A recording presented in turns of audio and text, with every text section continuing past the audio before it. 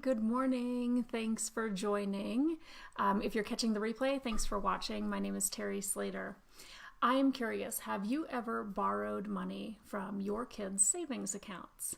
I figure that's when you know that you're out of options. You don't have anything saved up and you've had some sort of an emergency and you figure you can probably just dip into the kids' accounts and then put that money back real quick before anybody even notices. So today I wanted to talk to you about how it is that we handled emergencies while we were getting out of debt. So if you don't know our story, my husband and I paid off about $200,000 in debt, but it took us about 6 years to do that. And that's because we had so many different things come up along the way while we were going through that process that we had to kind of like fight off. So just to kind of back up and talk about how we first got started. I knew that we needed to have some sort of emergency savings because we didn't have any credit available. We had maxed out pretty much every account that we had. So the first thing that we did was we set aside $500. I figured $500 would get us through the majority of, minor emergencies, if you will. So we set aside the $500 and then we started plugging away at paying off the debt. And I have to say that really things didn't happen in the beginning. Like we didn't have a lot of things come up for us, which was great. It kind of took a while before the first big thing happened to us, our first big whammy. And that was that our furnace went out. And we knew we were going to have to replace the furnace. So it was March when our furnace went out. And I thought, let's think about this. It's going to cost about $500 to replace the furnace. And it's March. We don't really need it until next winter. So let's just save up for it. So I figured we would set aside about $500 or so for the next 10 months and save up that cash for that repair. And then lo and behold, that November, my husband's transmission went out on his truck. And so we were sitting there looking at this big savings account that we had and thought, well, that's the transmission, I guess. He needed to get to work, so that's what we did. So we took that money and replaced the transmission in his truck.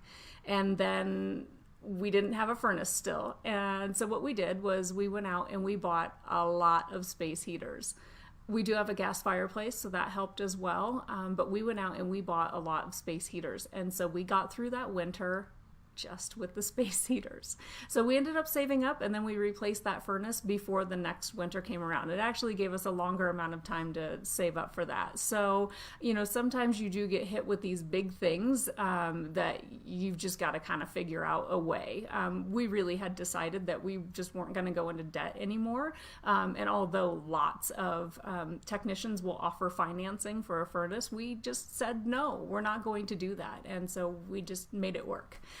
So that's what we did there. But I do want to talk about kind of how we dealt with some of the other emergencies that came up that were big, because it felt like they came up quite a bit. Both of our dogs really kind of ran the gamut with emergencies, a lot of cancer, a lot of surgeries, you name it. And so I can remember at one point with one of the dogs, the cancer removal was going to cost about $3,000 to do that surgery and all the testing and all that too. And that was the one time that I think in that 6 years I actually added new debt by saying, like, can you please increase my line of credit?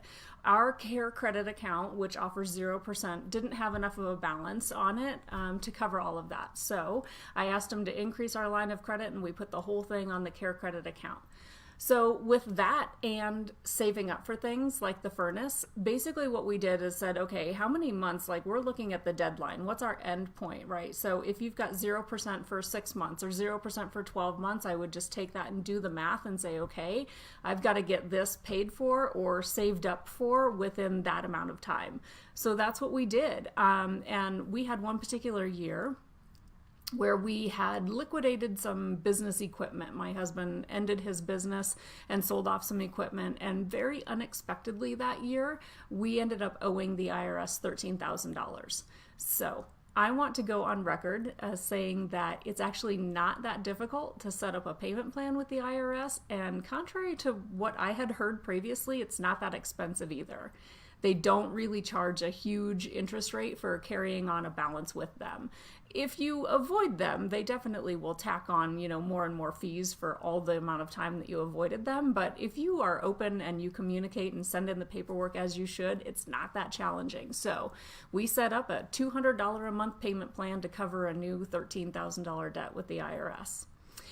So it's not fun, but it was doable, and we just added that on to the pile of debts that we were paying off. And so, as we progressed through things, when we were ready to throw more money at debts, that was one of them that we were able to send bigger payments to and get those paid off as well too.